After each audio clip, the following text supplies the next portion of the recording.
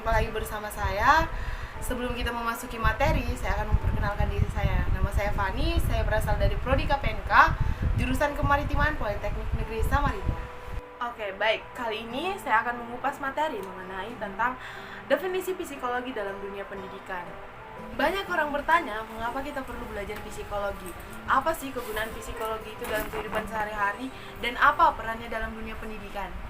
Next, saya akan menjelaskannya. Oke, langsung saja kita memasuki materi definisi psikologi dalam dunia pendidikan. Psikologi sendiri berasal dari bahasa Inggris yaitu psikolog, yang berarti merupakan rangkaian dua suku kata yang berasal dari bahasa Yunani yaitu phys, yang berarti jiwa. Dalam bahasa ini, psikologi ini lebih memfokuskan dan mempelajari tentang gejala-gejala kejiwaan.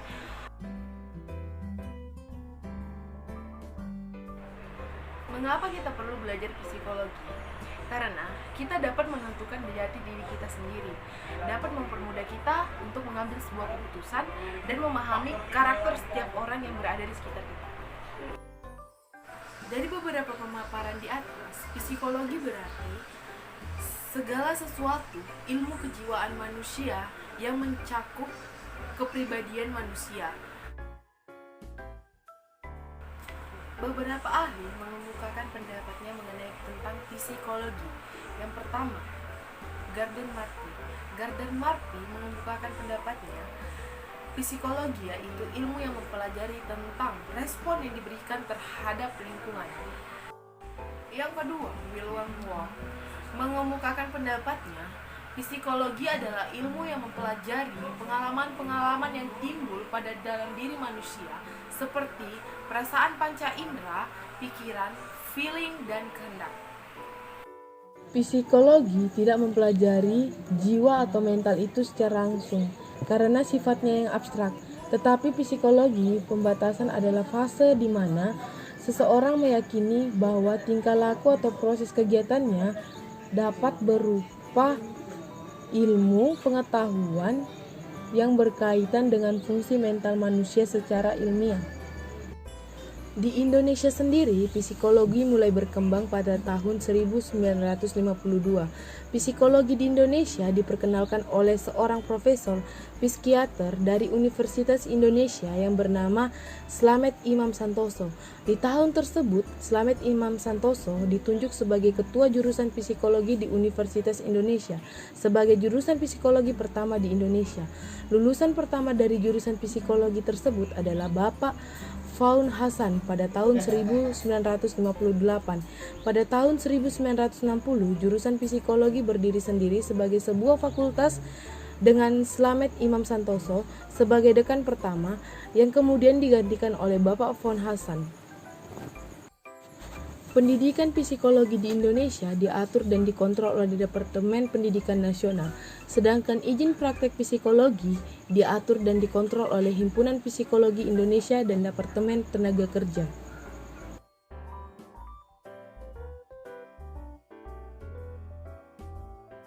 Oke, next, kita akan beralih ke pembahasan definisi pendidikan.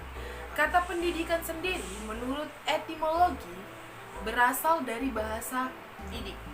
Apabila di awalan menjadi mendidik berarti memelihara dan memberi latihan atau ajaran.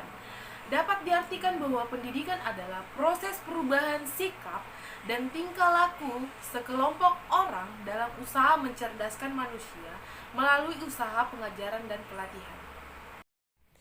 Jadi, pada negara-negara yang sudah berkembang ataupun yang sudah mengalami stabilitas politik dan agama, pendidikan menjadi pusat perhatian pertama bagi masyarakat.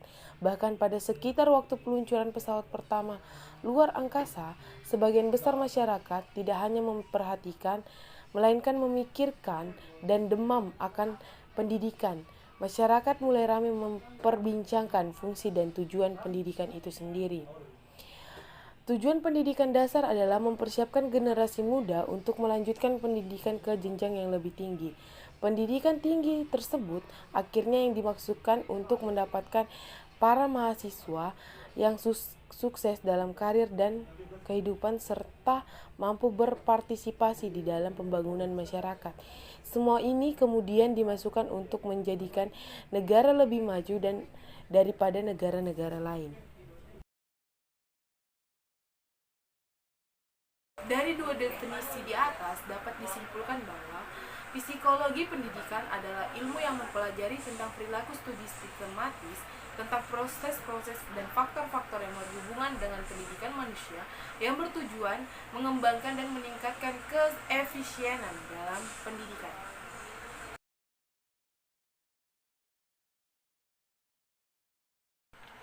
Peran psikologi dalam dunia pendidikan terbagi atas 3 bagian. Yang pertama, peran psikologi terhadap kurikulum pendidikan. Secara psikologis, pengembangan diri siswa didasarkan pada kemampuan afektif, kognitif, dan psikomotor. Kemampuan tersebut dapat dilihat dari perkembangan sikap, motivasi, tingkah laku, dan komponen lainnya. Yang kedua, peran psikologi terhadap sistem pembelajaran. Psikologi juga mempengaruhi sistem pembelajaran. Pada dunia pendidikan dengan positif, siswa menjadi bersungguh-sungguh belajar ketika respon psikologinya dibimbing oleh pengajar dengan baik dan benar, dan juga proses pemahaman pembelajaran suatu topik menjadi lebih mudah dengan menyelesaikan masalah-masalah pembelajaran yang dialami. Keinginan atau hasrat yang menjadi lebih tinggi dengan pendekatan psikologi dari guru dan interaksi dan komunikasi yang menyenangkan. Yang ketiga, peran psikologi terhadap sistem penilaian. Psikologi juga memberikan perannya dalam sistem penilaian. Misalnya, dengan tes psikologi untuk mengetahui tingkat kecerdasan siswa, tes bakat untuk mengetahui bakat yang berpotensial terhadap dalam diri siswa, sehingga lebih mudah memberikan bimbingan dan membantu pengembangan potensi diri siswa. Tes aspek kepribadian juga dapat membantu guru mengenal lebih baik pribadi siswanya, sehingga bisa memberikan pendekatan yang lebih baik lagi dalam proses pembelajaran. Akhir-akhir ini, pendidikan diarahkan untuk mengurangi permasalahan putus sekolah, kenakalan anak-anak, pengangguran, dan dunia kerja. Bagi negara-negara yang belum berkembang, masih ditantang dengan adanya beban lain lagi, seperti mengatasi kemiskinan dan kebodohan. Beberapa negara termasuk Indonesia sudah mulai menekankan fungsi pendidikan formal sebagai tempat latihan, serta persiapan langkah ini sangat berguna dalam usaha mengatasi masalah kurangnya daya tampung pendidikan tinggi. Sebagian masyarakat mulai menyadari peranan dan pentingnya pendidikan itu sendiri. Sebagai jawaban atas generasi yang tidak memasuki jenjang pendidikan tinggi, sebetulnya pendidikan kejuruan bagaimanapun baiknya belum merupakan satu-satunya jawaban atas berbagai masalah pendidikan. Banyak pihak, baik itu masyarakat ataupun pada generasi pelajar, akhirnya menjadi bingung dan kecewa setelah mereka mengamati dan mengecap dunia pendidikan kita. Bahkan mereka yang telah meragukan tentang fungsi pendidikan dan arti pendidikan kita, mereka telah mati-matian menempuh dan membiayai pendidikan mereka, namun akhirnya tidak dapat bekerja menurut pengalaman serta lapangan yang ada. Dalam artian, pendidikan yang mereka tempuh tidak sesuai dengan lapangan pekerjaan yang mereka dapatkan, terbentuk dari skill dan beberapa aspek lain yang mempengaruhi pekerjaan tersebut.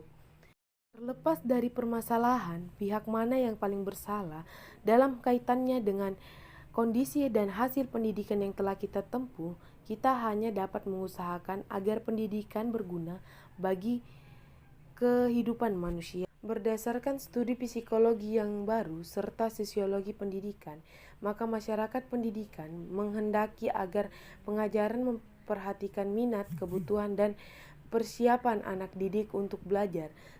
Dengan pesatnya perkembangan teknologi dari ilmu pengetahuan, maka perubahan-perubahan pesat terjadi pula pada bidang pendidikan.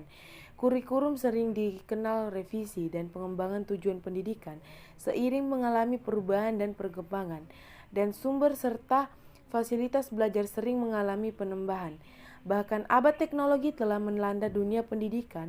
Berbagai peralatan teknologi elektronik serta komputer mulai banyak dipergunakan di dalam proses belajar mengajar di sekolah-sekolah. Dari beberapa pemaparan di atas dapat disimpulkan bahwa psikologi adalah ilmu yang mempelajari tentang kejiwaan manusia, di mana manusia saling mempengaruhi tentang proses perilaku dan mental. Sekian presentasi dari saya, kurang lebihnya mohon dimaafkan. Saya Fani, saya pamit undur diri. Terima kasih.